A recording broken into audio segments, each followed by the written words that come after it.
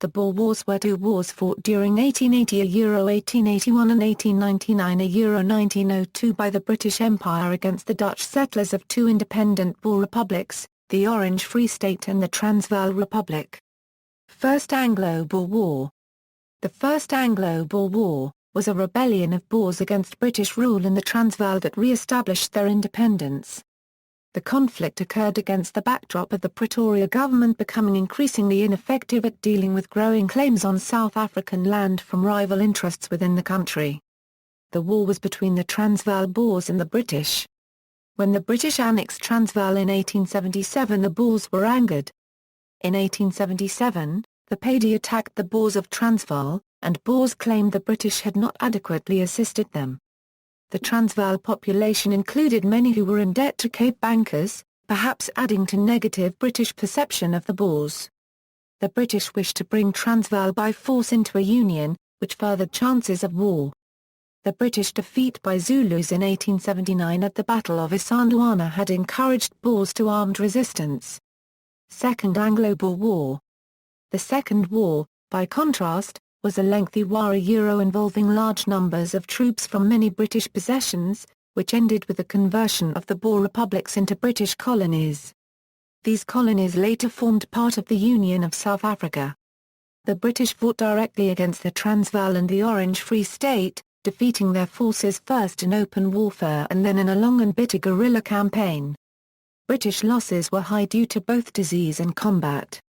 The policies of scorched earth and civilian internment in concentration camps ravaged the civilian populations in the Transvaal and the Orange Free State, and news of which led to a significant erosion of support for the war in Britain.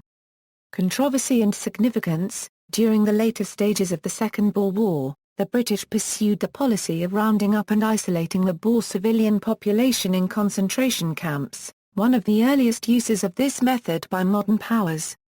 The wives and children of Boer guerrillas were sent to these camps, which had poor hygiene and little food. Many of the children in these camps died, as did some of the adults. A British journalist, W. T. Stead, wrote, "Every one of these children who died as a result of the halving of their rations, thereby exerting pressure onto their families still on the battlefield, was purposefully murdered." The system of half rations stands exposed, stark and unashamedly, as a cold-blooded deed of state policy employed with the purpose of ensuring the surrender of men whom we were not able to defeat on the field. The German Empire saw this as a clear sign of British weakness as it was struggling to maintain a portion of its empire in Africa, and sent the Kruger telegram, congratulating the leader of the Boers on his rebellion. This led to a change in approach to foreign policy from Britain, which now set about looking for more allies. To this end, the 1902 treaty with the Empire of Japan in particular was a sign that the British Empire feared attack on its Far Eastern Empire and saw this alliance as an opportunity to strengthen its stance in the Far East. This war led to a change from splendid isolation policy to a policy that involved looking for allies and improving world relations. Later treaties with France and the Russian Empire, caused partially by the controversy surrounding the Boer War, were major factors in dictating how the battle lines were drawn during World War I. The Boer War also had other significance. The Army Medical Corps discovered that 60% of men presenting for service were physically unfit to fight.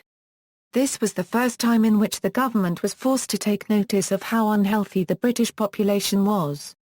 This strengthened the call for the liberal reforms of the first decade of the 20th century. The U.S. Army uses several case studies from the Boer War to teach ethics in combat. The Boer War greatly affected the English poet Thomas Hardy, and he was moved to compose the poem Drummer Hodge. See also, Breaker Morant, a film set during the Second Boer War. References. Further reading, Beck, Roger B. The History of South Africa. Westport, Connecticut, Greenwood. ISBN 0-313-30730-X. Davenport, T.R.H., and Christopher Saunders. South Africa, A Modern History, 5th ed. Palgrave Macmillan. ISBN 0-312-23376-0. Doyle, A. Conan. The Great Boer War. Toronto, George N. Moorong and Company. Jackson, Tabitha.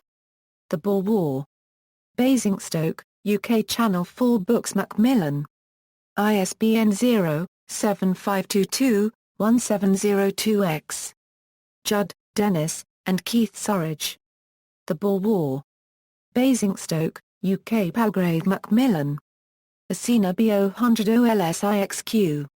ISBN 0-7195-6169-8. Pakenham, Thomas. The Boer War. New York, Random House. ISBN 0-394-42742-4.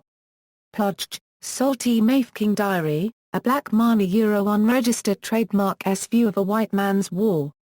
Ohio University Press. ISBN 0-8214-0944-1. Wrights, Danis. Commando, A Boer Journal of the Boer War.